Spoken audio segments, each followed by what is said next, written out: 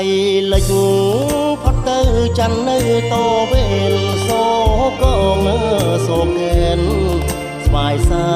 នស្រណងមូលាប្រែកលាវដូចទាវល្អស្រងមូលាប្រែកលាវដូចទាវល្អស្រង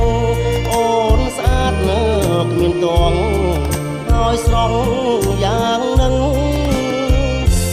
ចង់កែងរៀងស្ដួចថ្មល់គួចក្រឡាសងរលងខ្មៅ